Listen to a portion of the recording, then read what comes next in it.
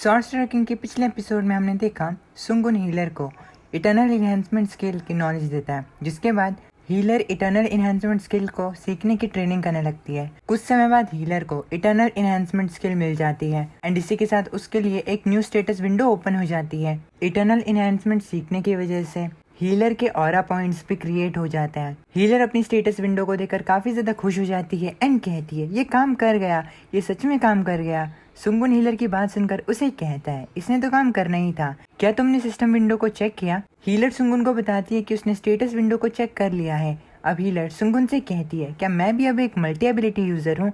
सुंगुन healer को कहता है तुमने सही कहा, लेकिन अब तुम्हें इफेक्ट देखने के लिए लगातार अपने आप को ट्रेन करना होगा। अगर तुम इस रूम में ट्रेनिंग करती हो तो तुम्हारे लिए ज्यादा इफेक्टिव रहेगा, इसलिए जब भी तुमको मौका मिले तब मेहनत से खुद को ट्रेन करना। हीलर सुंगुन के बनाए हुए उस रूम को देखती है एंड कहती है कि सिर्फ इसी रूम में? सुंगुन कहता है हाँ। अब हीलर सुंगुन से पूछती है अगर मैं अब इसके बारे में सोचूं तो जब मैं आपके हाउस के बेसमेंट में आ रही थी तो मैंने और ज्यादा रूम्स देखे थे, आखिर आपने अपने घर के बेसमेंट में क्या किया है? सुंगुन कहता है तुम अपनी ट्रेनिंग पर फोकस करो, तुम्हारे ऑरा स्टैट को 100 के पार जाना होगा, तभी तुम कुछ कर पाओगी। जिन चीजों को तुमने अभी सीखा है वो सिर्फ बेसिक हैं। ये बिल्कुल माना को इंक्रीज करने की ट्रेनिंग के कॉन्सेप्ट की तरह है। तुम्हें उन टेक्निक एंड मार्शल आर्ट्स को सीखना होगा जो कि ऑरा का इस्तेमाल करते हैं। सुंगुन की बात सुनकर हीलर उसे कहती है अगर ऐसी ही बात है तो मैं अपना बेस्ट दूंगी। इतना कहकर हीलर दोबारा से ट्रेनिंग करना शुरू करती है। हीलर की बात सुनकर सुंगुन उसे गुड कहता है एंड वो भी ट्रेनिंग करना शुरू करता है। सुंगुन अपने मन के अंदर कहता है जल्दी से स्ट्रांग बनो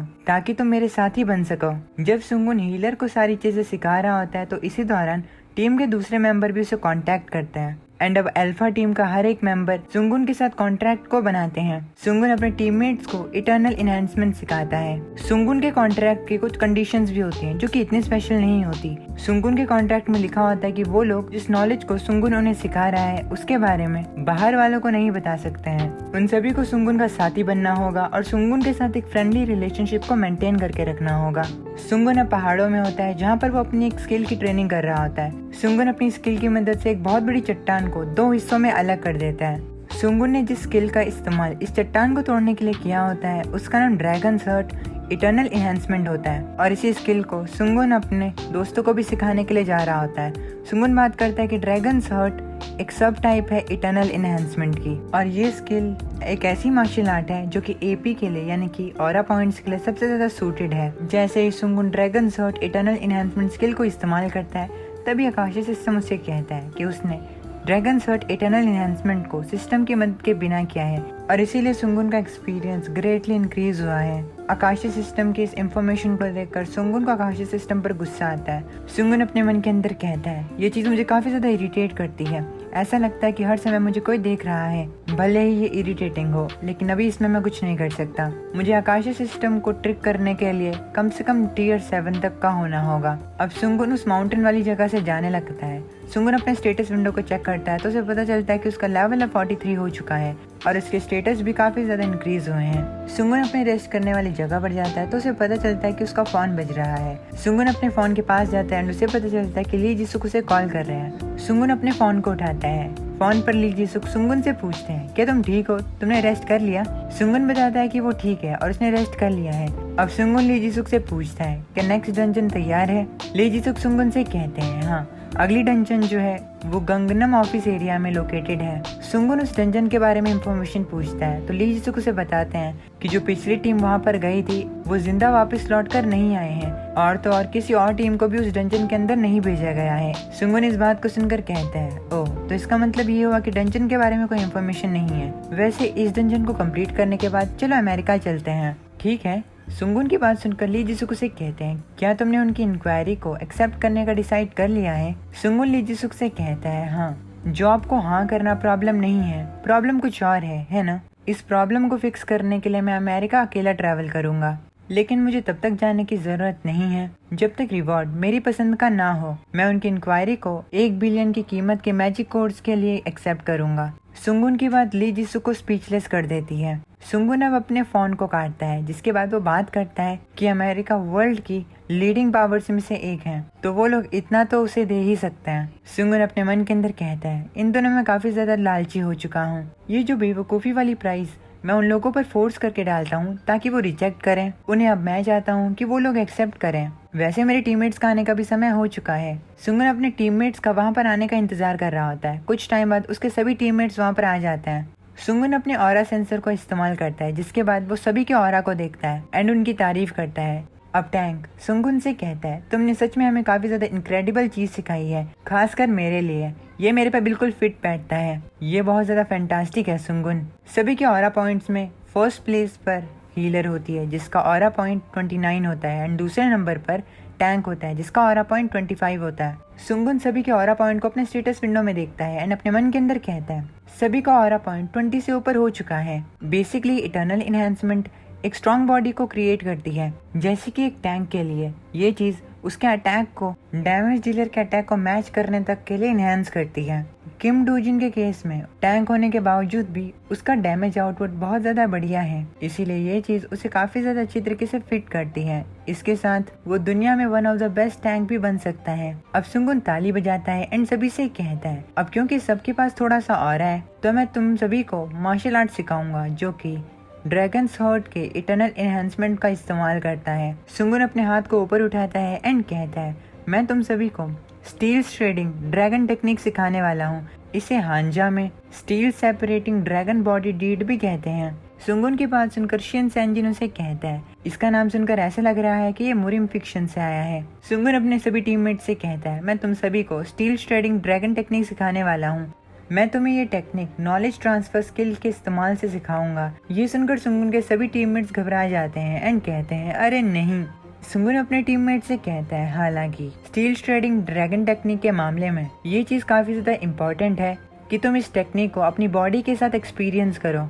तुम लोग सीधा फील्ड ट्रेनिंग में जाओगे। अब सुंगन सभी को एक एक करके अपने पास बुलाने लगता है ताकि वो नॉलेज ट्रांसफर की मदद से उन्हें ये स्किल सिखा पाए। कुछ टाइम बाद वो सभी को ये स्किल सिखा देता है। नॉलेज ट्रांसफर के इस्तेमाल से सभी लोगों को जोरदार झटका लगता है एंड वो सभी लोग डेड लोगों की तरह बैठ जाते हैं। सुंगन के सभी टीममेट्स को काफी ज्यादा अजीब फील हो रहा होता है। सुंगन सभी की हालत को देखकर उनसे कहता है, क्या तुम सभी लोग ठीक हो? सुंगन के टीममेट्स उसे कहते हैं कि वो ठीक हैं। अब वो सभी लोग सुंगन के सामने बैठ जाते हैं। सुंगन उन सभी से कहता है, तो सबसे पहला लेसन है ड्रैगन स्टेप। सुंगन अपने टीममेट्स को ड्रैगन स्टेप के बारे में बताता है। सुंगन अपने टीममेट से कहता है कि ड्रैगन स्टेप का कॉन्सेप्ट जो है वो बैलेंस्ड लेकिन स्विफ्ट मूवमेंट है। उन सभी को स्पैटियल अवेयरनेस पर भरोसा रखना होगा। सुंगन अपने टीममेट से कहता है, तुम सभी लोगों को समझ आ गया होगा कि स्विफ्ट मूवमेंट से मेरा क्या मतलब है, लेकिन तुम सभी को अभी ये चीज में कंफ्यूजन होगी कि स्पैटियल अवेयरनेस से मेरा क्या मतलब है। स्पैटियल अवेयरनेस दो पिक्चरों के बीच में डिफरेंस ढूंढने की तरह है। अपनी पांचों सेंसेस का इस्तेमाल करते हुए तुम्हें अपने ओन स्पेस में दूसरे ऑब्जेक्ट की एग्जैक्ट लोकेशन का पता लगाना है। सुंगन की बात सुनकर उसके टीममेट कहते हैं कि ये चीज पॉसिबल है। सुंगन अपने टीममेट से कहता है, हाँ, तुम लोग बस मुझ पर भरोसा रखो और मुझे फॉलो करो। अब सुंगन अपने मैजिक का इस्तेमाल करता है एंड वो वहाँ पर काफी ज्यादा बैम्बू स्टिक्स को समन करता है एंड उसके बाद वो उन बैम्बू स्टिक्स की मदद से एक डिजाइन को असेंबल करने लगता है। वो बैम्बू स्टिक्स मिलकर एक ट्रेनिंग सेंटर में बदल जाते हैं। उस बैम्बू फील्ड को देखकर सुंगन के टीममेट्स शॉक्ड हो जाते हैं एंड वो उससे पूछते हैं, तुमने ये सब चीजें एक मार्शल आर्ट्स मूवी से ली हैं, है ना?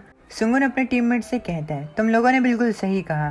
तुम्हारी ट्रेनिंग जो है वो है इस बैम्बू फील्ड को क्रॉस करना, वो भी जितनी तेज हो सके उतनी तेज। हालांकि तुम लोग ग्राउंड को टच नहीं कर सकते हो, चाहे कुछ भी हो जाए।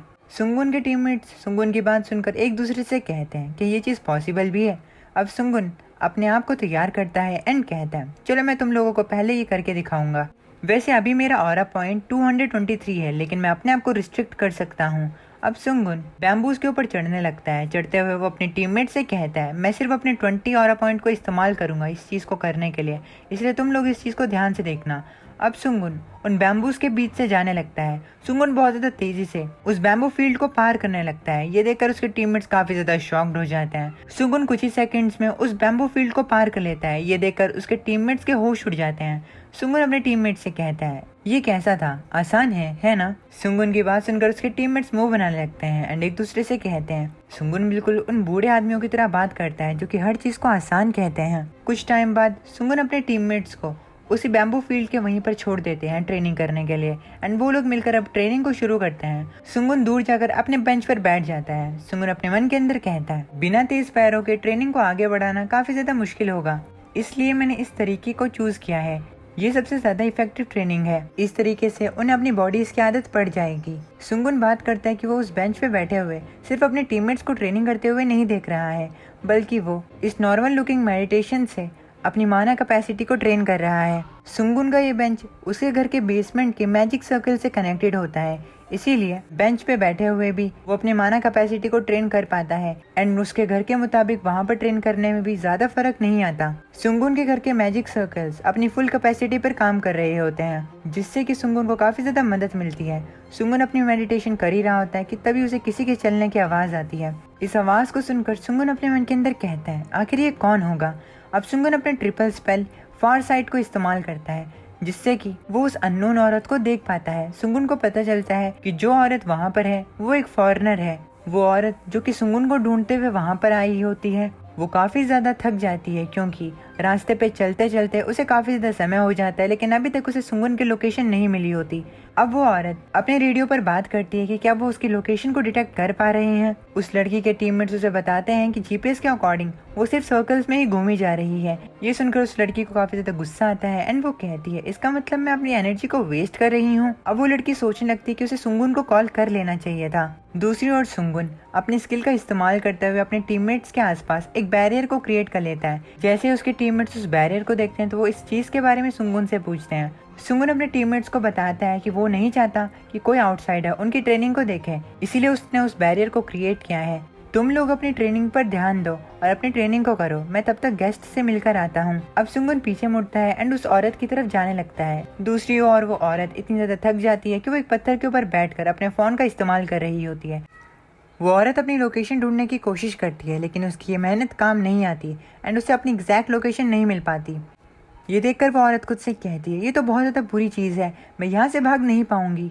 क्या ये भी सुंगुन की एक एबिलिटी है। अब तभी उस औरत के पास सुंगुन आता है एंड उसे हेलो कहता है। सुंगुन उस औरत से कहता है, तुम यहाँ की नहीं लगती। वो औरत सुंगुन से कहती है, तुमसे मिलकर खुशी हुई सुंगुन। सुंगुन उस औरत से कहता है कि तुम यहाँ पर मुझसे मिलने के लिए आई हो। वो औरत सुंगुन से कहती है, हाँ तुमसे मिलना काफी ज्यादा मुश्किल है सुंगुन, मेरा नाम मिशेल हावर्ड है और मैं CIA से हूँ। मिशेल की इतनी अच्छी कोरियन को सुनकर सुंगुन उसकी तारीफ करता है। अब सुंगुन मिशेल से कहता है, चलो वहाँ पर बैठते हैं और बात करते हैं। सॉरी, क्या तुम्हें पानी चाहिए। सुंगुन मिशेल को पानी पीने के लिए देता है। मिशेल पानी को पीती है क्योंकि वो काफी ज्यादा थक चुकी होती है। सुंगुन बैठते हुए मिशेल से कहता है, तो तुम मुझसे क्यों मिलना चाहती थी। मिशेल सुंगुन से कहती है, मेरे हायर अप्स ने मुझे ऑर्डर दिया है कि मैं तुम्हें रिक्रूट करूं। हम चाहते हैं कि तुम कम्प्लीटली यूनाइटेड स्टेट में इमिग्रेट करो। इसके बदले में हम तुम्हें तुम्हारी करंट सैलरी से डबल सैलरी देंगे और तुम्हें टैक्स भरने की भी जरूरत नहीं पड़ेगी। सुंगुन काफी ज्यादा इंटरेस्ट दिखाते हुए इस बात को सुन रहा होता है।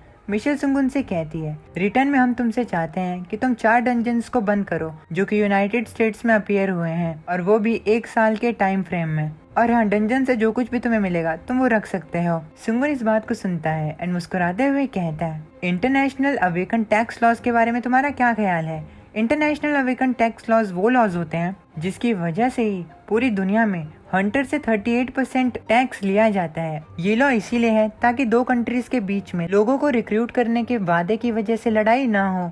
सुंगुन मिशेल से कहता है, यहाँ तक कि अमेरिका को भी इस लॉ के अगेंस्ट जाने में कुछ प्रॉब्लम्स होंगी। मिशेल सुंगुन से कहती है, तुम इस चीज के बारे में चिंता मत करो, इंटरनेशनल अवेकन टैक्स लॉ से बचा जा सकता है। सुंगुन मिशेल से इस चीज के बारे में पूछता है। मिशेल सुंगुन से कहती है, सिंपली कहूँ तो जो टैक्स तुम्हें देना होगा उसे गवर्नमेंट तुम्हारे बदले दे देगी। मिशेल की बात सुनकर सुंगुन खुद से कहता है, ये तो साफ साफ इलीगल काम करना हुआ। मिशेल सुंगुन से कहती है, सुंगुन ये चीज पॉसिबल है क्योंकि यूनाइटेड स्टेट ने कुछ स्पेशल इंटरनेशनल प्राइवेसी लॉज के लिए एग्री किया था। चाइना और रशिया भी ऐसा कर सकते हैं, वो भी लॉज को तोड़े बिना, और मैं भी इसी चीज की बात कर रही हूँ। एक और बात ये है कि 2 लोगों को ऑलरेडी यूनाइटेड स्टेट में ये स्पेशल ट्रीटमेंट मिली है। वो दोनों अवेकन लोग थे, titanium Titan and thunder runner. सिर्फ इन दोनों को ही ये स्पेशल ट्रीटमेंट यूनाइटेड स्टेट में मिली है। Titanium Titan and thunder runner दोनों ही लेवल 260 पर हैं। इन दोनों के रोल्स हैं टैंकर एंड डैमेज डीलर। एक की अटैक पावर का कोई जवाब नहीं तो दूसरे का डिफेंस भी इतना मजबूत है कि उसका कोई बाल भी वाका नहीं कर सकता। हम भी तुम्हें उन दोनों की तरह सेम ट्रीटमेंट देना चाहते हैं।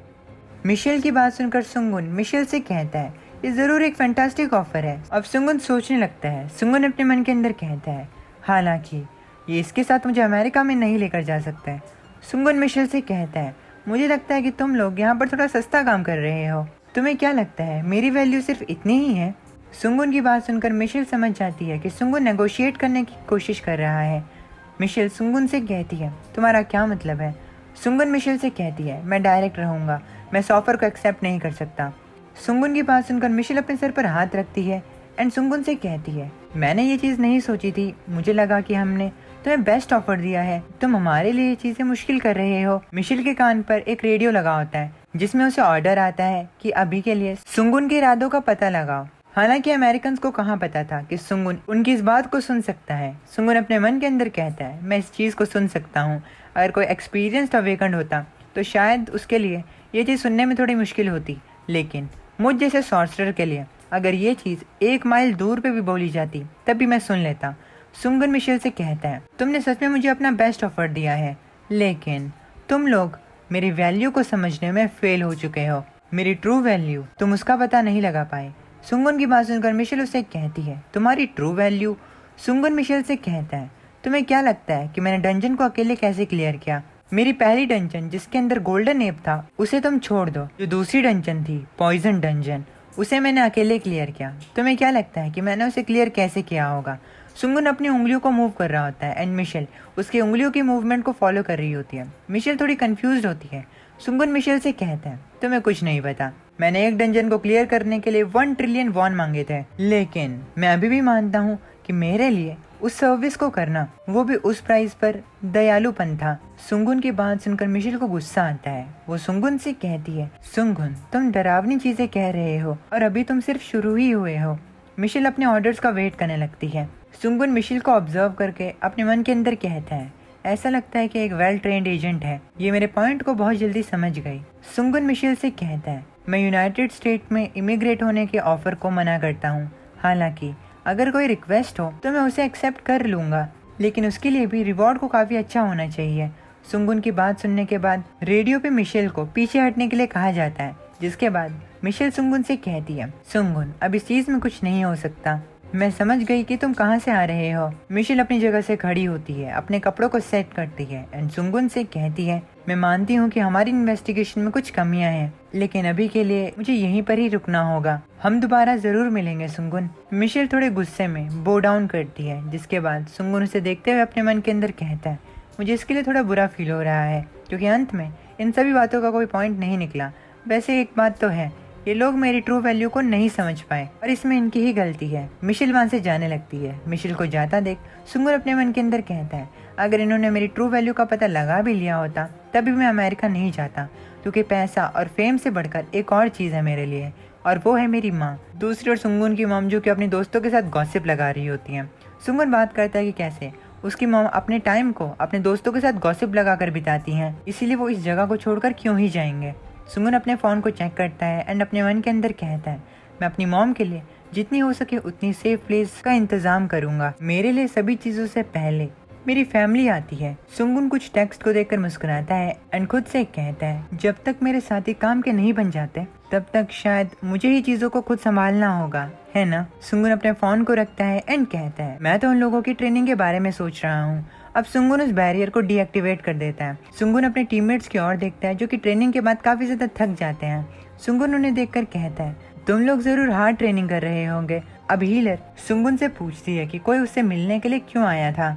सुंगुन हीलर से कहता है, वेल अब मैं थोड़ा फेमस हो चुका हूँ, इसलिए लोग मुझसे मिलने के लिए आते रहते हैं। अब सुंगुन अपने टीममेट्स को लंच ब्रेक लेने के लिए कहता है एंड उसके बाद ट्रेनिंग करने के लिए कहता है। सुंगुन उन्हें ये भी कहता है कि उसे डंजन को क्लियर करने के लिए जाना है, इसलिए वो भी जा रहा है। कुछ टाइम बाद सुंगुन गनगम स्टेशन पर पहुंचता है। गनगम स्टेशन पे ही डंजन लोकेटेड होती है। ये डंजन 2 दिन पहले ही बनी होती है, लेकिन बिल्कुल न्यूयॉर्क की तरह यहाँ की डंजन को भी सबसे पहले रिमूव करने की रिक्वेस्ट दी गई। ऐसा इसीलिए था क्योंकि ये एक रियल इस्टेट है, यानी कि यहाँ पर खूब बड़ी बड़ी बिल्डिंग्स हैं। भले ही लोगों की जानों को इग्नोर कर दिया जाए, लेकिन मेन सिटी के बिल्डिंग्स, उन पे लगे पैसे को इग्नोर नहीं किया जा सकता। सोसाइटी जो है वो हमेशा वहाँ पर मूव करती है जहाँ पर हर चीज सबसे ज्यादा हो। सुंगुन सिटी को देखता है एंड अपने मन के अंदर कहता है, मुझे इस डंजन को क्लियर करने के लिए बुलाया गया जो कि गनगम के बीच में है। लीजी सुक सुंगुन को अपने साथ डंजन की ओर लेकर जा रहे होते हैं। इस बीच काफी ज्यादा रिपोर्टर्स मिलकर सुंगुन से क्वेश्चन पूछने लगते हैं। रिपोर्टर सुंगुन से कहते हैं कि उसे इस चीज के बारे में क्या लगता है, पूरी दुनिया के लोग इसे काफी ज्यादा डेंजरस बता रहे हैं। और क्या गनगम स्टेशन के डंजन को पहले बंद करना, क्या इसके पीछे कोई कारण है? सुंगुन रिपोर्टर्स के सवालों को सुनकर वहीं रुक जाता है एंड रिपोर्टर से कहता है, आप सभी लोग एक सेकंड के लिए चुप हो जाइए। जब मैं डंजन को क्लियर करके बाहर आऊंगा तो मैं सभी को एक क्लियर इंटरव्यू दूंगा, लेकिन जाने से पहले मैं इस चीज को कहना चाहूंगा, आज से हर दिन मैं एक डंजन को क्लियर करूंगा। इसीलिए कल भी मैं एक डंजन को क्लियर करूंगा जो कि सैमसंग में है, और उसके अगले दिन मैं एक और डंजन को क्लियर करूंगा। ऐसे करते हुए मैं 5 दिनों में 5 डंजन को क्लियर करूंगा। सुंगुन की बात सुनकर रिपोर्टर्स के चेहरों पर हवाइयां उड़ने लगती हैं। उन्हें समझ में नहीं आता कि आखिर ये कैसे पॉसिबल हो सकता है। वो सभी लोग सुंगुन से पूछते हैं, क्या ये सच है? अब रिपोर्टर्स के और ज्यादा सवाल आने लगते हैं, लेकिन सुंगुन उन सभी से कहता है, मैं तुम सभी लोगों से अब बाद में मिलूंगा। सुंगुन अब डंजन पोर्टल के पास जाता है एंड उसे ऑब्जर्व करने की कोशिश करता है। सुंगुन को पता चलता है कि डंजन के अंदर हवा जो है वो चेंज हो रही है। अब सुंगुन डंजन के अंदर जाता है। डंजन के अंदर जाते ही सुंगुन अपने आप को आसमान की ऊंचाइयों में पाता है। सुंगुन आसमान में स्पॉन हुआ होता है। सुंगुन अपने आसपास देखकर कहता है, अब समझ में आया कि लोग यहाँ पर क्यों मर रहे हैं। जिन लोगों के पास फ्लाइंग एबिलिटी नहीं है उनके लिए तो ये मरना ही हुआ।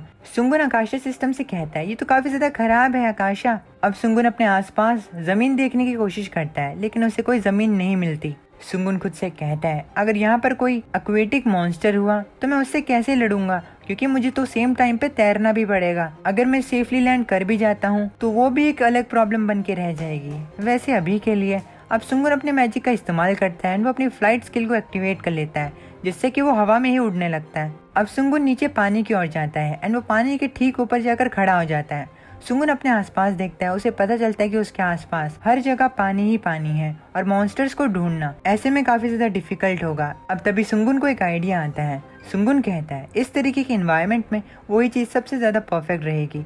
अब सुंगुन अपने स्पाइडर गोलम को स्पॉन करता है। अब सुंगुन अपने स्पाइडर गोलम के ऊपर खड़ा हो जाता है एंड कहता है, मैं तुम्हें बता रहा हूँ, तुम डंजन के अंदर अपने गार्ड को डाउन नहीं कर सकते।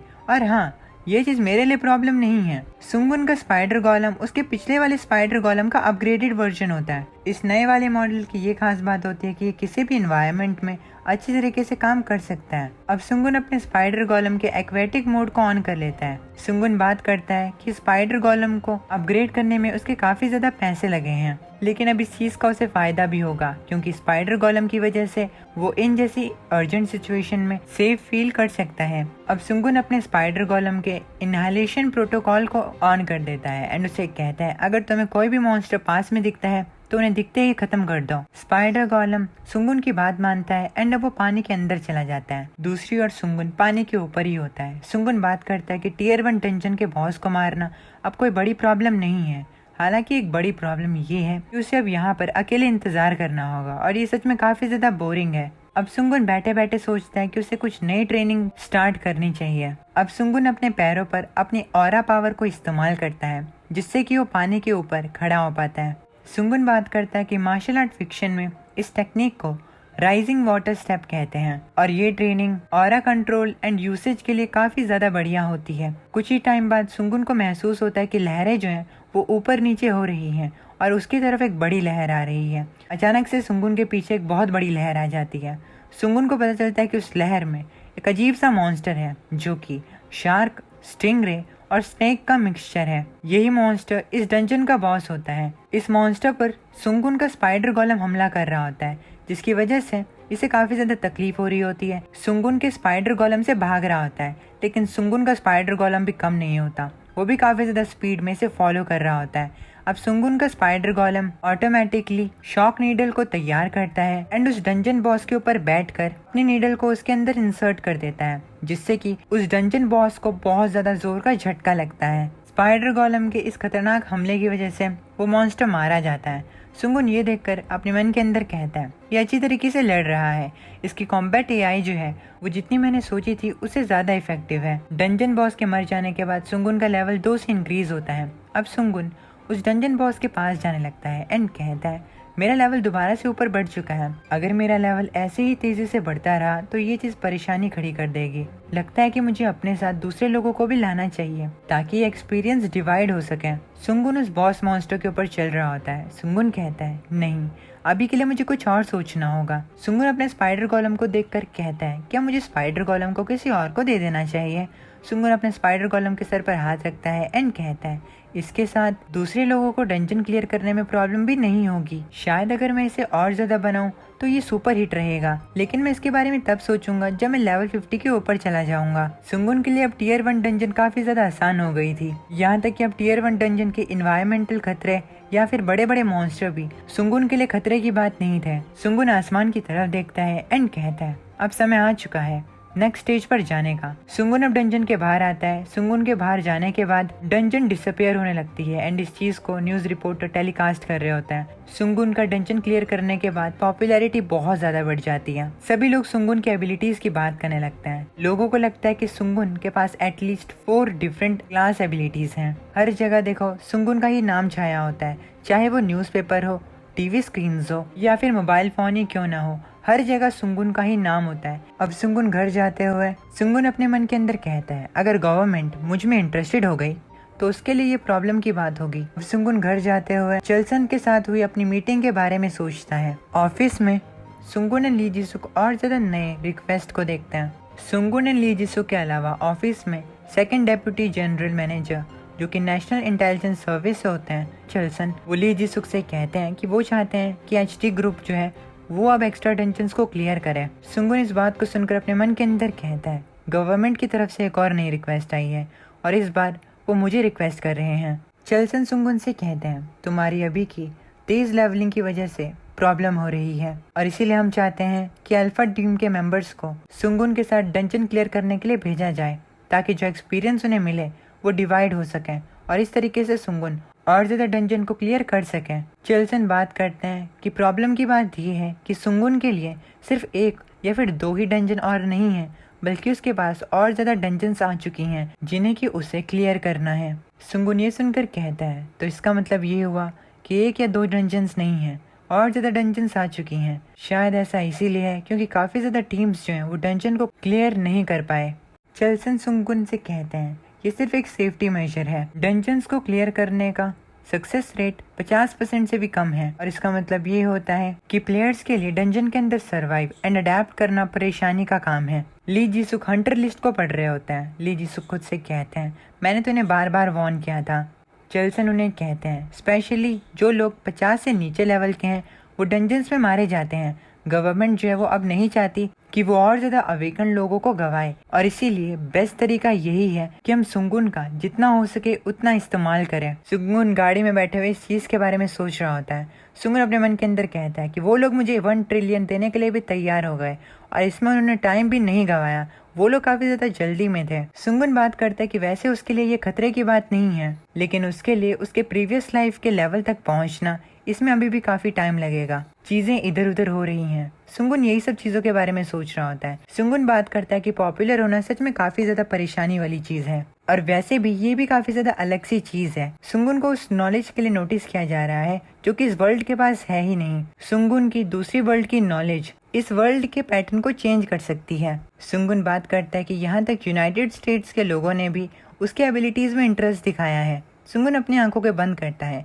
एंड सोचने लगता है। सुंगुन अपने मन के अंदर कहता है, अब मैं बिना सिस्टम की मदद के ऑक्टा स्पेल को क्रिएट कर सकता हूँ, इसीलिए मेरी नॉलेज का इस्तेमाल करने के बाद जितने भी परेशानी होंगी उन्हें मैं हैंडल कर सकता हूँ। मुझे जल्दी करनी होगी एक सॉर्सरर की तरह। अगले कुछ दिनों तक सुंगुन कुछ डंजन्स को क्लियर करता है। उसका लेवल अब 49 तक पहुंच जाता है। सुंगुन अपनी बैम्बू फील्ड के पास होता है। सुंगुन बात करता है कि ये सच में काफी ज्यादा शर्म की बात है, उसका लेवल काफी ज्यादा ऊपर हो चुका है। सुंगुन न्यू डंजन की रिक्वेस्ट को देखकर कहता है, काश मेरा लेवल थोड़ा और नीचे होता। ऐसा लगता है कि मुझे अपने टाइम को इन लोड डंजन्स में वेस्ट करने की जरूरत अब नहीं है। अब सुंगुन अपने स्टेटस विंडो को चेक करता है एंड अब अपने स्टेटस को देखने लगता है। सुंगुन को पता चलता है कि उसका माना इंक्रीज जो है वो थोड़ा सा कम हो चुका है और तो और उसके पास अभी भी 115 पॉइंट्स हैं जिन्हें कि वो अपने स्टेटस पर इस्तेमाल कर सकता है। सुंगुन अपने स्टेटस को देखता है एंड कहता है, मैं अपने पॉइंट्स को माना पर इस्तेमाल नहीं करना चाहता हूँ और ये जो दूसरी एबिलिटीज हैं जैसे कि स्ट्रेंथ, स्टेमिना,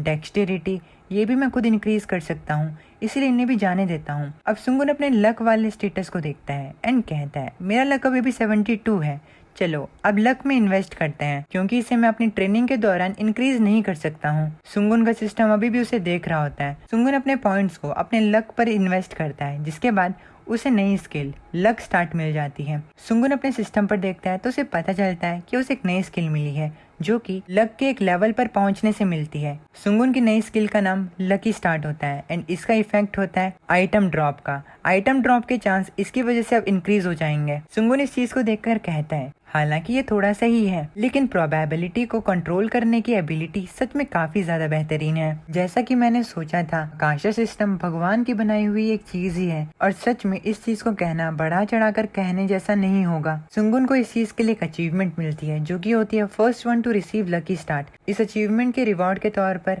सुंगुन का लक 5 से इंक्रीज हो जाता है। अचीवमेंट को अब इंक्लूड किया जाए तो सुंगुन का टोटल लक 192 हो जाता है। सुंगुन अब अपनी स्टेटस विंडो को देखता है एंड कहता है, ये बात तो पक्की है कि किसी ने मेरी तरह लक में इन्वेस्ट नहीं किया होगा, और ऐसा इसीलिए है क्योंकि उन्हें नहीं पता कि क्या ये उन्हें इफेक्टिवली मॉन्स्टर को हंट करने में मदद करेगा भी या नहीं। इस चीज की भी मैं शर्त लगा सकता हूँ कि किसी ने भी लक के ऐसे फीचर्स के बारे में नहीं सोचा होगा। ये अच्छी चीज है। अब सुंगुन अपनी जगह से खड़ा होता है एंड वो बैम्बू फील्ड के पास जाता है, जहाँ पर वो अपने टीममेट्स को ट्रेनिंग करता हुआ देखता है। सुंगुन देखता है कि उसके टीममेट अच्छी तरीके से ट्रेनिंग कर रहे हैं। सुंगुन ने ट्रेनिंग करता हुआ देख कहता है, चीजें जो है वो मेरे एंड पर तो अच्छी हो रही हैं। सुंगुन देखता है कि उसके टीममेट्स अब आसानी से बैम्बूज को पार कर पा रहे हैं। अब तभी सुंगुन की नजर हीलर पर पड़ती है, जो कि बैम्बू के एक ऑब्स्टेकल पर टकराती है और सीधा नीचे जाकर गिरती है। ये देखकर सुंगुन अपने मन के अंदर कहता है, हालांकि वो अभी पूरी तरीके से सभी चीजों से नहीं बच रहे हैं, लेकिन उनके लिए इतने कम समय में यहाँ तक पहुँचना अच्छा है। अब सुंगुन अपने टीममेट्स को रुकने के लिए कहता है। सुंगुन अपने टीममेट्स से कहता है, अब हम ट्रेनिंग को यहीं रोक देंगे।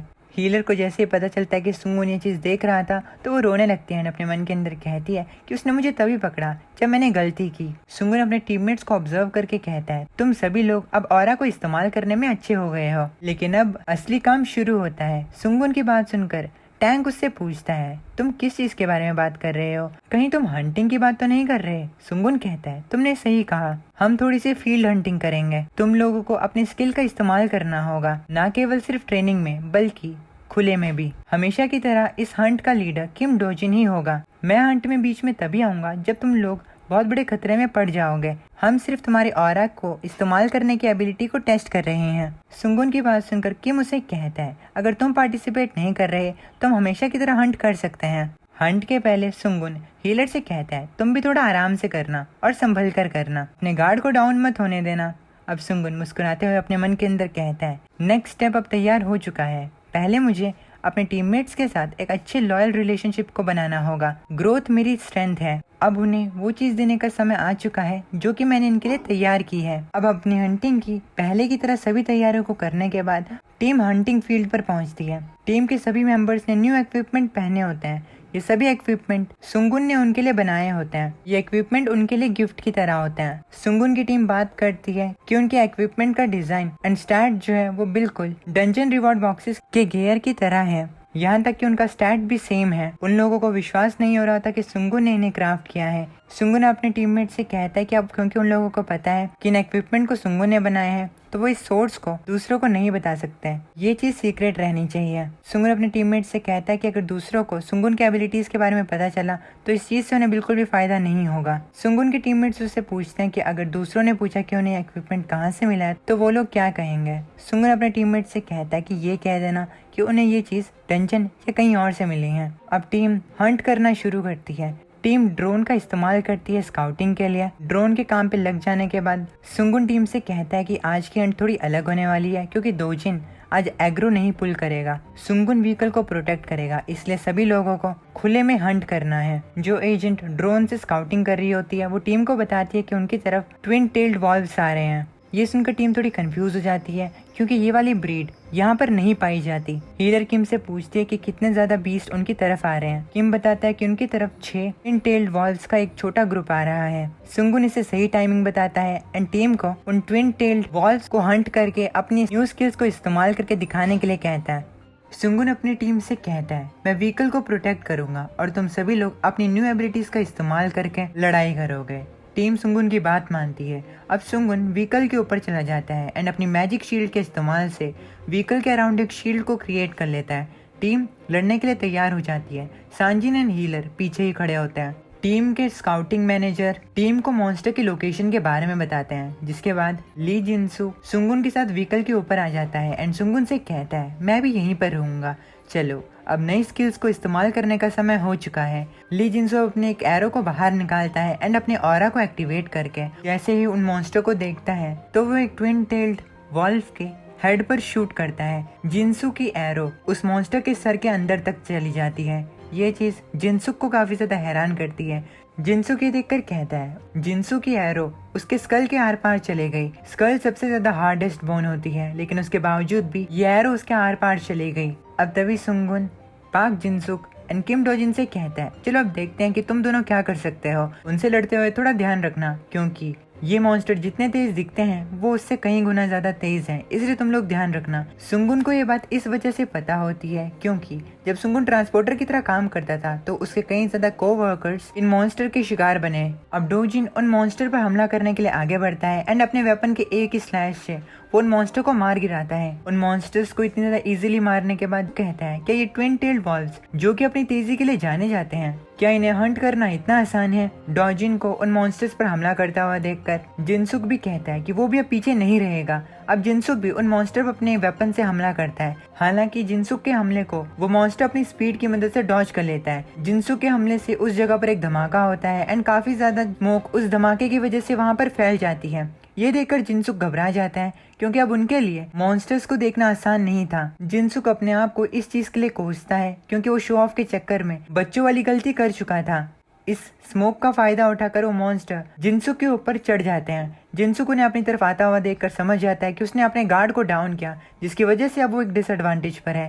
लेकिन तभी जैसे ही वो मॉन्स्टर उसके करीब आते हैं जिनसुक महसूस करता है कि वो तेजी से पीछे जा पा रहा है, इसलिए वो पहले तेजी से पीछे जाता है एंड उसके बाद अपने वेपन को इस्तेमाल करके उन मॉन्स्टर्स को मार देता है। एक तरफ से जिनसुक, डोजिन तो दूसरी तरफ से जिनसू, ये तीनों मिलकर काफी ज्यादा मॉन्स्टर्स को मार देते हैं। जिनसुक बात करता है कि वो पैनिक हो गया था, लेकिन ड्रैगन स्टेप की वजह से वो जिंदा बच गया। कुछ टाइम में ही इन 3 वॉरियर्स ने सभी मॉन्स्टर्स को मार दिया था। ये देखकर हीलर काफी ज्यादा हैरान हो जाती है। जिनसुक अपनी गलती के लिए डोजिन से माफी मांगता है। हीलर सांजिन से बात करती है एंड कहती है ये लोग तो इतना अच्छा लड़ रहे हैं, आखिर हम किस चीज को हील या फिर डिबफ करें? अगर हम इतने स्ट्रांग हैं एंड जिनसू ने ही उन मॉन्स्टर में से 6 मॉन्स्टर्स को हंट किया है तो हमारी क्या जरूरत होगी? टीम की शानदार परफॉर्मेंस के बाद सुंगुन गाड़ी से नीचे उतरता है एंड टीम को कहता है तुम लोगों ने बहुत अच्छा काम किया, भले ही छोटी सी गलती हुई लेकिन ये गलती होना लाजमी था, क्योंकि इस बार टैंक एग्रो को पुल नहीं कर रहा था। फाइटर्स जो होते हैं वो हमेशा फ्रंट लाइन पर लड़ते हैं, इसलिए तुम लोगों का सरवाइव करना जरूरी है, चाहे तुम एग्रो को पुल कर रहे हो या नहीं कर रहे हो। सुंगुन की बात सुनकर सांजिन उसे कहते हैं क्या हमारी यहाँ पर जरूरत भी है? सांजिन की बात सुनकर सुंगुन उसे कहता है हाँ, तुम सभी की जरूरत है, सच कहूँ तो हमें और ज्यादा टैंक्स की जरूरत है। सुंगुन की बात सुनकर सांजिन एंड हीलर कंफ्यूज हो जाते हैं। सुंगुन उन्हें समझाना शुरू करता है। सुंगुन उन्हें कहता है जैसे कि मान लो अगर कोई ऐसा एनिमी हो जो कि एग्रो पुलिंग स्किल्स को इग्नोर कर सके तो तुम क्या करोगे? तुम्हें क्या लगता है कि उस समय क्या हो सकता है? अगर तुम लोगों को सच बताऊं तो अगर कोई टैंक एग्रो को पुल नहीं कर पाता है तो इस वजह से पूरी पार्टी तबाह हो जाएगी और सभी लोग मारे जाएंगे। सुंगुन अपनी टीम से कहता है और इसी वजह से मैं चाहता हूँ कि जितनी भी बैकअप स्ट्रेटेजीज मैं तैयार कर सकूँ उतनी तैयार कर लूँ। सेफ्टी सबसे पहले आती है। तुम इस चीज को नहीं भूल सकते कि लड़ाई करते हुए तुम अपनी जान को दांव पर लगाकर लड़ाई कर रहे हो, और इसका मतलब है कि मैं मानता हूँ कि डोजिन के अलावा भी हमारे पास एक और टैंक होना चाहिए। सुंगुन की बात सुनकर डोजिन उसे कहता है तुम बैकअप टैंक की बात कर रहे हो है ना?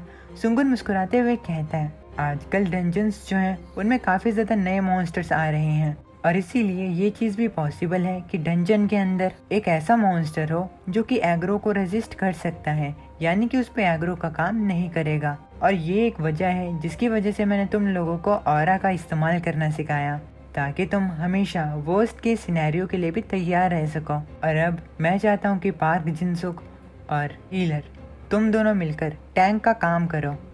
सुंगुन की बात सुनकर जिनसुक कहता है मुझे इस चीज़ में कोई एतराज़ नहीं है। दूसरी ओर हीलर जो कि ये सोच रही होती है कि अब टीम में 3 टैंक्स होने वाले हैं, हीलर ने इस चीज़ को भी नहीं सुना होता कि सुंगुन ने उसका नाम भी लिया है एंड उसे नहीं पता होता कि वो भी टैंक की तरह काम करने वाली है। हीलर बस इसी चीज़ के बारे में सोच रही होती है कि उसे सिचुएशन में कौन से टाइप की हीलिंग का इस्तेमाल करना चाहिए। हीलर को इतना गुमसुम देखकर डोजिन उसे कहता है, तुम नर्वस लग रही हो, तुमने इसके बारे में क्या सोचा, तुम ये करोगी? हीलर डोजिन की बात सुनकर उसे कहती है, करूंगी? तुम किस चीज के बारे में बात कर रहे हो? अब सभी लोग हीलर की तरफ देखने लगते हैं। सांजिन हीलर को बोलता है, हम टैंक की बात कर रहे हैं। इस चीज को सुनकर हीलर चिल्लाने लगती है। अब हीलर रोते हुए कहती है, मैं और टैंक, मैं तो बहुत ज्यादा कमजोर हूँ, मैं तो एक हीलर हूँ। हीलर काफी ज्यादा घबराने लगती है। सुंगुन उसे कहता है, शांत हो जाओ हीलर, सेफ्टी के लिए मैं मानता हूँ कि एक टीम में 3 टैंक्स का होना जरूरी है। अगर तुम इस चीज को नहीं कर पाई तो हमें टैंक के रोल के लिए एक नए आदमी को लाना होगा। और वैसे भी तुम एक चीज गलत समझ रही हो हीलर, तुमने अपनी बॉडी का इतना ज्यादा इस्तेमाल नहीं किया है क्योंकि तुम एक हीलर हो। लेकिन हीलर, तुम एक चीज भूल गई, टीम के दूसरे मेंबर से कंपेयर किया जाए तो तुम्हारे पास सबसे ज्यादा ऑरा है। सच कहूँ तो तुम्हारा ऑरा मेरे एक्सपेक्टेशन से ज्यादा है, इसलिए तुम्हें कॉन्फिडेंट रहना चाहिए। और एक बात और है, मैं जानता हूँ कि अगर बात तुम्हारी आती है तो तुम इस चीज को कर सकती हो। सुंगुन की बातों से हीलर को अच्छा महसूस होता है एंड वो कहती है, अगर तुम कहते हो तो ठीक है। अब तभी जिनसू अपने हाथ को खड़ा उठाता है एंड सुंगुन से कहता है, लेकिन सांजिन के बारे में तुम्हारा क्या ख्याल है? अगर सांजिन भी टैंक की तरह काम करता है तो इस चीज से फर्क नहीं पड़ेगा, है ना? ज्यादा टैंक्स के साथ ज्यादा सेफ होगा। जिनसुन ने सांजिन को एक बूढ़ा आदमी कहा होता है, इसीलिए सांजिन को इस चीज को सुनकर अच्छा नहीं लगता। जिनसू की बात सुनकर डोजिन सुंगुन से कहता है, अगर टीम में 4 टैंक्स हुए तो वो कुछ ज्यादा नहीं हो जाएगा? वैसे भी टैंक का होना सिर्फ बैकअप के लिए जरूरी है और वो भी सिर्फ कुछ ही केसेस में। इन सभी चीजों को सुनकर टीम के सभी मेंबर्स काफी ज्यादा कंफ्यूज हो जाते हैं। जिनसू कहता है कि इस तरीके से तो हमें अपने रूल्स का पता नहीं लगेगा। सुंगुन इस बात को सुनकर कहता है, तुम लोग इस चीज के बारे में चिंता मत करो, सांजिन के लिए मेरे पास दूसरे प्लान्स हैं। मैं उसे एक कम्प्लीटली डिफरेंट चीज सिखाने के बारे में सोच रहा हूँ। सुंगुन की बात सुनकर डोजिन उसे पूछता है, कुछ डिफरेंट? आखिर तुम किस चीज के बारे में बात कर रहे हो? अब तभी उन्हें रिपोर्ट मिलती है कि और ज्यादा ट्विन टेल्ड वॉल्व्स जो हैं वो उनकी तरफ आ रहे हैं। इस इंफॉर्मेशन को सुनकर सुंगुन उन्हें कहता है, मैं इस चीज के बारे में तुम्हें बाद में समझाऊंगा, अभी के लिए तुम लड़ाई के लिए तैयार हो जाओ। दूसरी ओर अमेरिका के अंदर हंटर एसोसिएशन का वो डायरेक्टर साइंटिस्ट के साथ मिलकर एक मॉन्स्टर को देख रहा होता है। उसे काफी ज्यादा गुस्सा आता है उस मॉन्स्टर को देखकर, जिसके बाद वो साइंटिस्ट डायरेक्टर को समझाता है कि उसे शांत रहना होगा, अभी के लिए वो लोग शॉर्ट हैंडेड हैं। डायरेक्टर साइंटिस्ट से कहता है कि वो लोग कमजोर हैं और इसीलिए वो इस चीज के गुस्से को बाहर निकाल रहा है चिल्लाकर। वो साइंटिस्ट डायरेक्टर को समझाता है कि इस मॉन्स्टर का नाम लिजर्ड मैन है और इस स्पीशीज की हर इंडिविजुअल की डिफरेंट क्लासेस हैं। ये एक ऐसा मॉन्स्टर है जो कि साउथ अमेरिका में रैपिडली ब्रीड कर रहा है एंड अपने नंबर्स को भी इंक्रीज कर रहा है। वो लिजर्ड मैन जो कि साउथ अमेरिका में होता है, वो स्पीयर की मदद से हंटिंग कर रहा होता है एंड साइंटिस्ट से डायरेक्टर उसकी सभी हरकतों पर नजर रखे होते हैं। साइंटिस्ट बात करता है कि उनके इतने ज्यादा नंबर्स इंक्रीज होने का कारण ये है कि क्लाइमेट जो है वो उनके हिसाब से चेंज हो रहा है। जो इन्वायरमेंट है वो सिर्फ लिजर्ड मैन की स्पीशीज के हिसाब से खुद को बदल चुका है। इस बात को सुनकर डायरेक्टर उस साइंटिस्ट से कहते हैं, क्या तुम उस थ्योरी के बारे में बात कर रहे हो जहाँ पर डंजन का एक पार्ट रियल वर्ल्ड में खुद को रिवील कर रहा है? वो साइंटिस्ट डायरेक्टर से कहता है, हम मानते हैं कि ये चीज डायमेंशनल फ्यूजन की तरह है। ये सुनकर डायरेक्टर उस साइंटिस्ट से पूछते हैं कि आखिर डायमेंशंस ऐसे ही फ्यूज कैसे कर सकती हैं? वो साइंटिस्ट डायरेक्टर को समझाता है कि नासा के रिपोर्ट के मुताबिक उन्होंने बताया कि उनके पास एक थ्योरी है। उनके पास कुछ ही समय पहले कुछ एविडेंस मिला है जिसके हिसाब से उन्होंने इस थ्योरी को बनाया है। इस चीज को सुनकर उस डायरेक्टर को और ज्यादा गुस्सा आने लगता है। वो कहता है, अपने इंटर्न्स को बाद में बताना, इस चीज को समराइज करने के लिए। अब वो साइंटिस्ट उस डायरेक्टर को बताना शुरू करता है। साइंटिस्ट बताता है कि वो इस चीज को कंप्यूटर फाइल की तरह समझे। मान लो एक कंप्यूटर फाइल है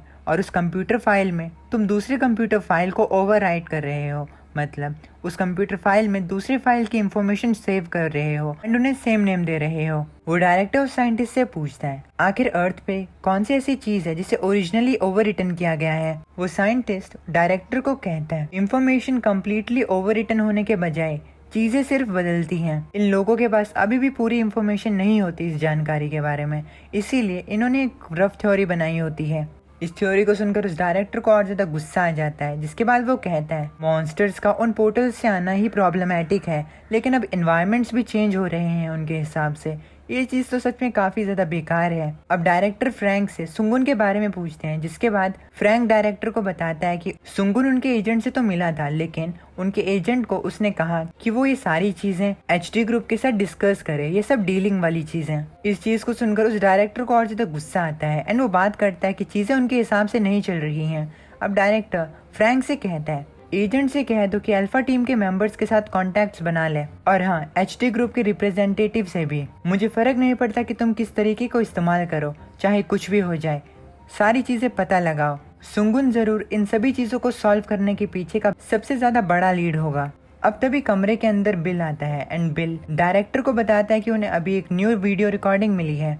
बिल अब मेन मॉनिटर पर उस वीडियो को प्ले करता है। डायरेक्टर उस वीडियो को देखता है। वो वीडियो डोजिन की होती है। ये वीडियो तब की होती है कि जब डोजिन ट्विन टेल्ड वॉल्व्स को मार रहा होता है। बिल डायरेक्टर को बताता है कि जो आदमी स्क्रीन के ऊपर है वो फर्स्ट टीम का टैंक है, किम डोजिन। इन्फॉर्मेशन के अकॉर्डिंग उसका लेवल अभी 38 है और उसका मेन रोल टैंक का है। अमेरिकन देखते हैं कि कैसे डोजिन ने सिर्फ एक ही हिट से ट्विन टेल्ड वॉल्व को मार दिया था, और ये चीज देखकर उनके होश उड़ जाते हैं। फ्रैंक बात करता है कि आखिर एक level 38 tank twin tail valve को एक हिट में कैसे मार सकता है। डायरेक्टर अब वीडियो को दोबारा से रिवाइंड करने के लिए कहते हैं, जिसके बाद वो वीडियो को 2-3 बार रिवाइंड करते हैं एंड डोजिन के चेहरे पर फाइट के जस्ट पहले जूम करते हैं। अब वो एक लिप रीडिंग सॉफ्टवेयर से पता लगाते हैं कि डोजिन ने उस समय क्या बोला था। डोजिन फाइट करने से पहले जैसे ही अपने ऑरा को एक्टिवेट करता है तो वो ऑरा बोलता है, एंड ये चीज वो लिप रीडिंग सॉफ्टवेयर उन अमेरिकन को बता देता है। ऑरा वर्ड सुनकर वो साइंटिस्ट काफी ज्यादा शॉक्ड हो जाता है एंड कहता है ऐसा नहीं हो सकता, हमारे पास ये इन्फॉर्मेशन है कि डोजिन ने ये चीज सुंगुन से सीखी है, और ये चीज एक स्किल नहीं लेकिन नॉलेज है। वो साइंटिस्ट डायरेक्टर से कहता है मुझे पता था सुंगुन सिर्फ एक स्किल यूजर नहीं है, नॉलेज, उसे दूसरे वर्ल्ड की नॉलेज के बारे में पता है। क्या उसे सिस्टम के बारे में पता है? साइंटिस्ट काफी ज्यादा एक्साइटेड हो जाता है। साइंटिस्ट को इतना एक्साइटेड देखकर डायरेक्टर उससे ताली बजाकर कहता है अब रुक जाओ। डायरेक्टर फ्रैंक से कहता है चाहे कुछ भी हो जाए, जिन चीजों को सुंगुन छुपा रहा है उनके बारे में ध्यान दो और उनका पता लगाओ। इन्फॉर्मेशन का पता सिर्फ तुम सुंगुन से मत लगाओ, बल्कि उसकी सराउंडिंग से भी लगाओ, कहाँ पर वो क्या करता है, सभी चीजों से। और हाँ, अल्फा टीम से पहले जाकर कॉन्टैक्ट्स बनाओ, स्टाफ काउंट को 10 गुना बढ़ा दो।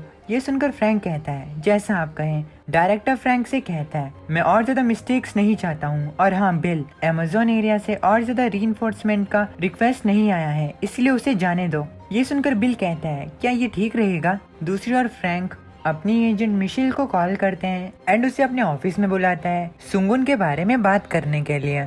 डायरेक्टर बिल से कहते हैं अमेज़न वाले एरिया को हम डिपार्टमेंट ऑफ डिफेंस पर छोड़ देते हैं, अभी के लिए जितने भी रिसोर्सेस हैं उन सभी को सुंगुन पर लगा दो। अब हमें मिशेल हॉवर्ड के बारे में बताया जाता है, जो कि एक CIA एजेंट एंड एक साइकोमेट्रिस्ट होती है। मिशेल का लेवल अप्रोक्सीमेटली लेवल 70 होता है एंड उसके पास एक ऐसी एबिलिटी होती है जिससे कि वो अपने 150 मीटर के रेडियस में किसी की भी इंफॉर्मेशन को निकाल सकती है। अपनी इस एबिलिटी की मदद से मिशेल किसी नॉर्मल आदमी के ब्रेन प्रोसेसिंग पावर को आराम से आउट परफॉर्म कर सकती है, लेकिन मिशेल की एबिलिटी सुंगुन पर काम नहीं करती। मिशन अब अल्फा टीम के मेंबर्स से कांटेक्ट करने के लिए डॉजिन से मिलने के लिए जा रही होती है। उसने डॉजिन को इसके बारे में तो इन्फॉर्मेशन नहीं दी होती, लेकिन वो डॉजिन से ऐसे ही मिलने के लिए चली जाती है। मिशेल बात करती है कि सुंगुन के बारे में इन्फॉर्मेशन निकालने के लिए उसे पहले उसके आसपास की चीजों को खोदना होगा और सारी चीजों के बारे में पता लगाना होगा। अब तभी मिशेल के पास एक छोटी सी लड़की आती है जिसके पेरेंट्स उसके आसपास नहीं होते। इसका मतलब वो लड़की गुम हो चुकी होती है। उस लड़की को देखकर मिशेल उस लड़की से उसकी मॉम के बारे में पूछते हैं। कुछ ही टाइम में उस लड़की को देखकर ही मिशेल उसके नाम के बारे में पता कर लेती है एंड मिशेल की एबिलिटी की मदद से उसे ये भी पता चल जाता है कि उस लड़की की मॉम उसके आसपास ही है। मिशेल उस लड़की का हाथ पकड़ती है एंड उसे उसकी मॉम के पास लेकर जाने लगती है। वो लड़की मिशेल से पूछती भी कि उसे उसका नाम कैसे पता चला, तो मिशेल इस चीज का जवाब नहीं देती एंड उसे उसकी मॉम के पास ले जाने लगती है। अमेरिका में जब मिशेल फ्रैंक के पास जाती है तो फ्रैंक को वो बताती है कि वो सुंगुन के थॉट्स को नहीं पढ़ पाई थी। मिशेल फ्रैंक से कहती है कि शायद से वो थ्योरी सच हो चुकी है जिसमें बोला गया था कि कोई उसकी एबिलिटी को जरूर ब्लॉक कर पाएगा। जितने भी इंफॉर्मेशन उन्हें सुंगुन के बारे में पता चली है उससे उनके लिए यही मानना सही होगा कि सुंगुन एक सॉर्सरर है, क्योंकि सुंगुन ने ये चीज खुद भी कही थी। और तो और सुंगुन के पास चीजों के बारे में मल्टीपल नॉलेज है। मिशेल कहती है कि उन्हें अब ये चीज भी तो पता चल चुकी है कि सुंगुन के पास ऑरा के बारे में नॉलेज है। फ्रैंक ये सुनकर चुप हो जाता है एंड अब वो जिस रिपोर्ट को पढ़ रहा होता है वो उसे नीचे फेंक देता है एंड मिशेल से कहता है, तुमने सही कहा, हम अब तुम्हारी रिपोर्ट के अकॉर्डिंग ही काम करेंगे। मैं तुम्हारी रिपोर्ट को हेडक्वार्टर में भी भेजूंगा और रिक्वेस्ट करूंगा कि तुम्हारी इन्फॉर्मेशन को सीक्रेट रखा जाए।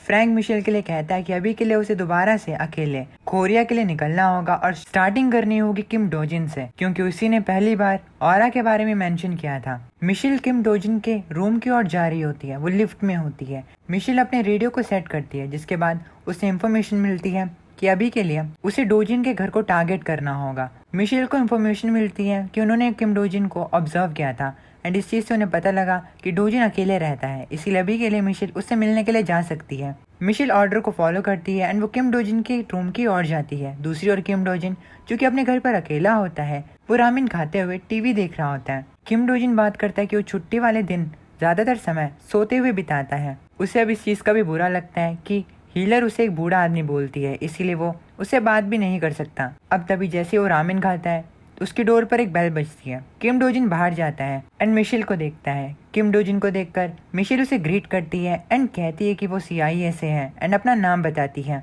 किम डोजिन उसे कहता है, आखिर CIA का यहाँ पर क्या काम है? मिशेल को देखकर किम डोजिन कहता है कि वो हॉट है, लेकिन कहीं ये स्कैम तो नहीं। डोजिन की बात को मिशेल सुन लेती है एंड वो उसे कहती है, हाँ मैं हॉट तो हूँ, लेकिन ये स्कैम नहीं है। ये सुनकर उन दोनों के बीच में अनकंफर्टेबल एंड वियर्ड सा माहौल बन जाता है। मिशेल डोजिन से कहती है, यूनाइटेड स्टेट की गवर्नमेंट जो है वो अल्फा टीम और उसके मेंबर्स में काफी ज्यादा इंटरेस्टेड है, क्या हम थोड़े समय के लिए बात कर सकते हैं? किम डोजिन हैरान होता है कि उसने तो स्कैम की बात को एंड हॉट वाली बात को अपने मन के अंदर कहा था, लेकिन मिशेल ने उसकी बात को कैसे सुन लिया? ऐसा इसीलिए होता है क्योंकि मिशेल सामने वाले व्यक्ति के मन की बात पढ़ सकती है, और इसीलिए जिस किसी चीज के बारे में मिशेल डोजिन से अब बात करने जा रही थी उसमें उसके पास एक अपर हैंड था, क्योंकि वो डोजिन के मन की बात तो पढ़ सकती है। कुछ टाइम बाद जब मिशेल एंड डोजिन की बात खत्म हो जाती है तो डोजिन सुंगुन को टेक्स्ट करता है एंड उसे मिशेल के बारे में सारी चीजें बता देता है कि कैसे वो उसके पास आई एंड उसने ये भी बताया कि उसे ऑरा के बारे में पता है।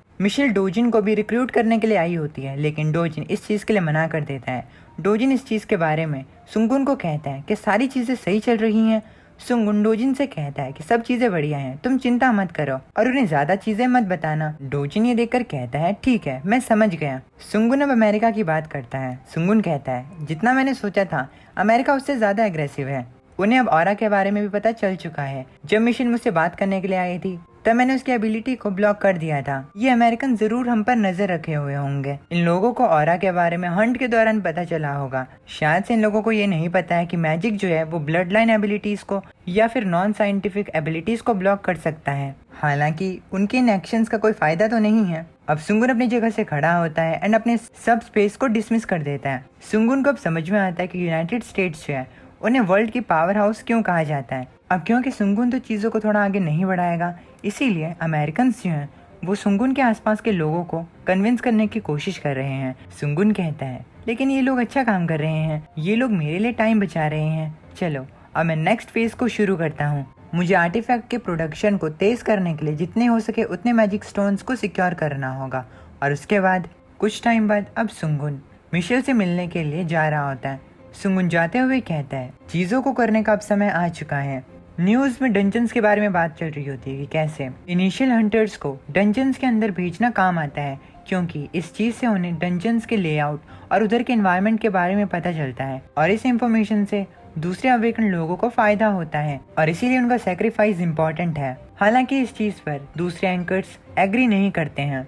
सुंगुन अपनी मीटिंग पर जाते हुए इस वर्ल्ड के बारे में सोचता है। सुंगुन कहता है, अगर इस वर्ल्ड में मैजिक और सुपर नेचुरल चीजें नहीं हो रही होती तो ये वर्ल्ड मेरी प्रीवियस लाइफ के वर्ल्ड से बिल्कुल अलग होता। यहाँ का समाज बहुत ज्यादा कॉम्प्लिकेटेड है।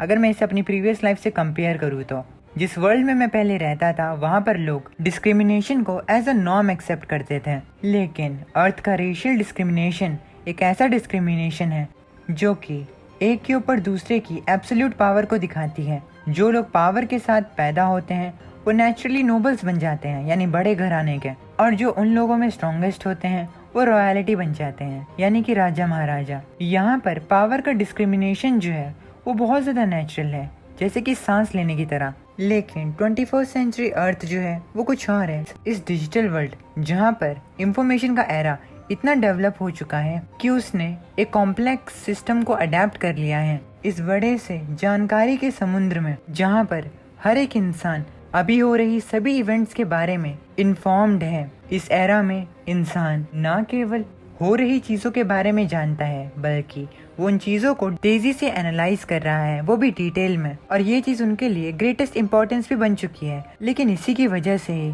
आगे इन चीज़ों को करते रहना काफ़ी ज़्यादा मुश्किल का काम है। सुंगुन बात करता है कि कैसे उसकी प्रीवियस लाइफ में सिर्फ तुम्हारे पास पावर होना ज़रूरी था। सुंगुन अपने मन के अंदर कहता है, मैं अपनी पावर्स को दोबारा से वापस लेना चाहता हूँ, लेकिन दूसरों ने डंजन की अपीयरेंसेस की वजह से मुझे नोटिस कर लिया है। हालांकि अब ज़्यादा कुछ नहीं बचा है। अगर मैं टियर 5 का हो जाता हूँ तो यहाँ तक कि अवेकन लोग जो कि लेवल 200 पर हैं वो भी मुझे संभाल नहीं पाएंगे। अब सुंगुन उस जगह पर पहुँचता है जहाँ पर उसकी मीटिंग हो रही होती है। अभी भी सुंगुन के टीममेट्स उससे पूछते हैं कि आखिर क्या चल रहा है। सुंगुन की मीटिंग रूम 3 में होती है, इसीलिए वो रूम 3 के अंदर जाता है। रूम 3 के अंदर मिशेल होती है जो कि दबाकर खाना खा रही होती है। मिशेल को इतने ज्यादा तेजी से खाना खाता देख सुंगुन उसे कहता है कि CIA ने तुम्हें भूखा छोड़ रखा था। मिशेल उसे सॉरी मांगती है एंड कहती है कि उसने नहीं सोचा था कि सुंगुन वहाँ पर इतनी जल्दी आ जाएगा। सुंगुन चेयर पर बैठता है एंड मिशेल से कहता है, इत्तेफाक से सियोल में मुझे कुछ काम करना था तो मैं वहाँ पर गया था। तो मुझे बताओ कि तुमने मुझे मिलने के लिए कॉन्टेक्ट क्यों किया। मिशेल सुंगुन से कहती है, मैं तुम्हें एक इन्फॉर्मेशन देने आई हूँ जो कि हमें हमारे स्पाई ने कुछ ही समय पहले बताई है। ये सुनकर सुंगुन कहता है, तुम्हारे स्पाई ने। अब मिशेल सुंगुन को एक रिपोर्ट दिखाते हुए कहती है, चाइना ने अपना मूव चल लिया है। मिशेल की बात सुनकर सुंगुन उसे कहता है, तुम्हारा क्या मतलब है कि चाइना ने अपने मूव को चल लिया है।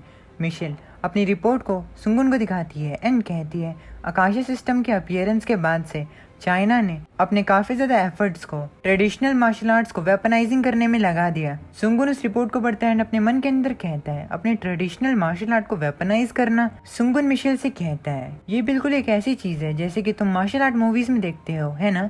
मिशेल कहती है, तुमने बिल्कुल सही कहा। सुंगुन मिशेल से कहता है, ये तो बहुत ज्यादा शानदार है, क्या वो लोग इस चीज में सफल हुए हैं। मिशेल मुंह बनाकर कहती है, ये एक प्रॉब्लम है, वो लोग इस चीज में सक्सेसफुल हुए हैं।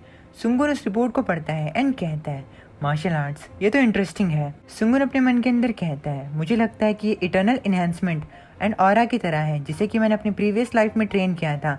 अगर वेपनाइज्ड मार्शल आर्ट्स में इटर्नल एनहांसमेंट के बराबर पावर है और उन्होंने उस चीज को काम का बना दिया है, तो इसका मतलब ये होता है कि उनके पास भी कुछ ऐसे लोग होंगे जिनके पास सुपरनेचुरल सब्जेक्ट के अंदर नॉलेज है। लेकिन फिर ये नॉलेज एक्सेप्ट क्यों नहीं हुई। मिशेल सुंगुन से कहती है, चाइना में एक ग्रुप है जिसका नाम योकचुन है। सुंगुन मिशेल पर ध्यान देता है। मिशेल सुंगुन से कहती है, इस ग्रुप के लोगों ने मार्शल आर्ट्स को अपनी एबिलिटीज के साथ सीखा है। वो लोग इतने स्ट्रॉन्ग बन चुके हैं कि लेवल्स का उनके लिए अब कोई फायदा नहीं है। लेवल्स उनके लिए यूजलेस हो चुकी हैं और ये चीज बिल्कुल तुम्हारी तरह है। इस ग्रुप में एक फीमेल वॉरियर है। मिशेल अपने फोन को बाहर निकालती है एंड सुंगुन को एक वीडियो प्ले करके दिखाती है। उस वीडियो में फ्लेम फिस्ट टोक्योन, जो कि उसी ग्रुप की एक मेंबर होती है, उसे दिखाया जाता है। मिशेल सुंगुन से कहती है, ये तुम्हें टारगेट कर रही है। सुंगुन टोक्योन को देखकर कहता है, मुझे कि इस चीज के पीछे कोई कारण है। मिशेल सुंगुन से कहती है, शायद एक सिंपल कांटेक्ट है, वो तुम्हारे साथ फ्रेंडली रिलेशनशिप को डेवलप करना चाहती है या फिर तुम्हें शायद से मारना चाहती है। सुंगुन, हम तुम्हारी एबिलिटी को काफी ज्यादा वैल्यू करते हैं, इसीलिए मैं तुमसे मिलने के लिए आई थी और तुम्हें इस इन्फॉर्मेशन को देने के लिए आई थी ताकि मैं तुमसे दोबारा से एक बार अपील कर सकूं। सुंगुन मिशेल को शुक्रिया कहता है। मिशेल सुंगुन से पूछती है, अब तुम्हारा इसके बारे में क्या ख्याल है, क्या तुम अमेरिका में माइग्रेट करोगे। अगर तुम अमेरिकन सिटीजन बन जाते हो तो तुम्हें कभी इन जैसी प्रॉब्लम्स का सामना नहीं करना पड़ेगा। सुंगुन ये सुनकर कहता है, ये सुनने में तो काफी ज्यादा अच्छा लगता है, लेकिन फिर भी मेरी ना है। मिशेल सुंगुन की बात सुनकर उसे कहती है, इसका मतलब मैं तुमसे नहीं जीत पाऊंगी, लगता है कि ये चीज काम नहीं आएगी। वैसे भी हमारे पास टोक्योन के बारे में इतनी इन्फॉर्मेशन नहीं है, लेकिन हमें इतना पता है कि वो इतनी स्ट्रांग है कि वो एक लेवल 150 मॉन्स्टर को भी आराम से मार सकती है। सुंगुन ये सुनकर बहुत ज्यादा चिल होकर कहता है, ओह ऐसी बात है, ये तो सच में काफी ज्यादा इंटरेस्टिंग इन्फॉर्मेशन है। इस इन्फॉर्मेशन को बताने के लिए मैं तुम्हारे कर्ज में हूँ, मैं अगली बार तुम्हें इस चीज के लिए शुक्रिया करूंगा।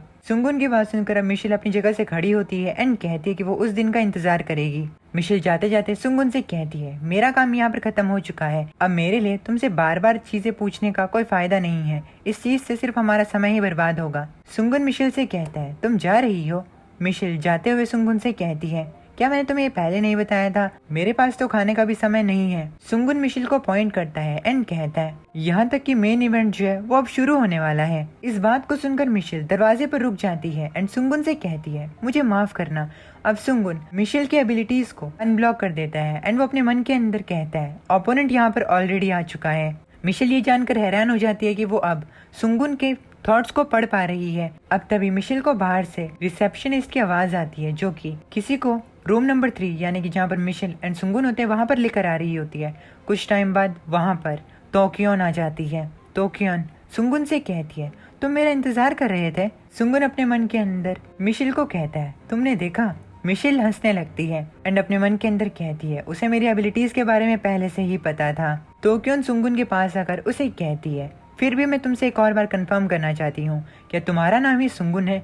सुंगुन तोक्योन से कहता है, अगर मैं ही सुंगुन हुआ तो क्या? सुंगुन को पता चलता है कि तोक्योन के पास जरूर एक ट्रांसलेशन आइटम है क्योंकि वो चाइनीज है, लेकिन वो उसके बावजूद भी अच्छी तरीके से कोरियन में बात कर रही है। तोक्योन अब सुंगुन से गुस्से में आकर कहती है, मेरा नाम तोक्योन है और मैं रिपब्लिक ऑफ चाइना से हूँ। तोक्योन अपनी पावर को फ्लेक्स करते हुए सुंगुन से कहती है, क्या हम लोग कुछ समय प्राइवेट में बात कर सकते हैं? मिशेल इस कन्वर्सेशन को होते देख अपने मन के अंदर कहती है, ये सब रिजल्ट है मार्शल आर्ट वेपनाइजेशन एयरफोर्स का। एयरफोर्स ये फोर्स ऑफ की है। तोक्योन को देखकर मिशेल अपने मन के अंदर कहती है, जितना मैंने सोचा था ये उससे पहले ही यहाँ पर आ चुकी है। फ्लेम फिस्ट तोक्योन जो है वो एक बेसब्र औरत है। अब मिशेल अपने कैमरा को ओपन कर लेती है जो कि उसके बटन पर लगा होता है। मिशेल अपने मन के अंदर कहती है, हालांकि फ्लेम फिस्ट जो है उसे भी ऑब्जर्वेशन के लिए टारगेट किया जा रहा है, इसीलिए इसके बारे में इंफॉर्मेशन निकालने का ये सही मौका है। मिशेल की इस ट्रिक को तोक्योन समझ जाती है, जिसके बाद तोक्योन अपनी पावर की मदद से मिशेल के कैमरा को तोड़ देती है एंड उसे कहती है, तुम अमेरिकन्स जो उन्हें बिना परमिशन के झांकने में मजा आता है, मैं तुम्हारी नाक को इस मामले के अंदर नहीं आने दूंगी। मिशेल को समझ में नहीं आता कि क्या हुआ है। तभी वो अपने कपड़ों की तरफ देखती है एंड उसे पता चलता है कि तोक्योन ने उसके कैमरा को तोड़ लिया है एंड उसकी शर्ट का बटन अब ओपन हो चुका है। मिशेल शर्माने लगती है। अब मिशेल तोक्योन से कहती है, मैं CIA की एक एजेंट हूँ, इसीलिए ये सिर्फ मेरा काम है मिस तोक्योन। मिशेल अपने मन के अंदर कहती है कि ये लोग जिनके पास बहुत ज्यादा फिजिकल स्ट्रेंथ होती है वो लोग बात करने से पहले अपना हाथ चला लेते हैं। तोक्योन मिशेल से कहती है, मुझे पता था तुम लोग काफी ज्यादा शेमलेस हो। अब तभी सुंगुन तोक्योन से कहता है, मिस तोक्योन क्यों ना आप कुर्सी पर बैठ जाएं? आप यहाँ पर मुझे ढूंढते हुए आई थी है ना? मिशेल अभी भी तोक्योन से कंप्लेन कर रही होती है। अब तोक्योन कुर्सी पर जाकर बैठ जाती है एंड सुंगुन से कहती है, मैं सरप्राइज्ड हूँ, तुम अभी भी मेरी की फोर्स को एक्सपीरियंस करने के बावजूद भी काफी ज्यादा प्लेन एक्ट कर रहे हो। आखिर तुम कौन सी चालें चल रहे हो? मेरी की फोर्स जो है वो एक ऐसी चीज है जिसे कि अवेकन लोग भी आराम से हैंडल नहीं कर सकते। सुंगुन तोक्योन से कहता है, ये एक सीक्रेट है। मिशेल आज के लिए तुम्हारा शुक्रिया। मैं मानता हूँ कि तोक्योन जो है वो मुझसे प्राइवेट में बात करना चाहती है। सुंगुन मिशेल को वहाँ से जाने के लिए कहता है, जिसके बाद मिशेल भी वहाँ से जाने लगती है। जाते जाते मिशेल कहती है कि सुंगुन को इस इंफॉर्मेशन के बदले में उसे कुछ देना होगा और इस चीज का उसे इंतजार रहेगा। मिशेल की बात सुनकर सुंगुन उसे कहता है, मैं आपको ज्यादा कुछ खास तो नहीं दूंगा, वो बस छोटी सी चीज होगी। मिशेल के जाने के बाद सुंगुन भी अपनी पावर को शो ऑफ करते हुए कहता है, चलो अब सुनते हैं कि तुम्हारा क्या कहना है। तोक्योन सुंगुन के ऑरा को एक्सपीरियंस करके तोक्योन भी थोड़ी घबरा जाती है एंड इसी के साथ हमारा ये वाला एपिसोड यहीं पर खत्म हो जाता है। चैनल को सब्सक्राइब करके वीडियो को लाइक जरूर से कर देना। मैं मिलता हूँ लोग से नेक्स्ट वीडियो में। तब तक के लिए अपने अपनी माता पिता का ख्याल रखना। माता ने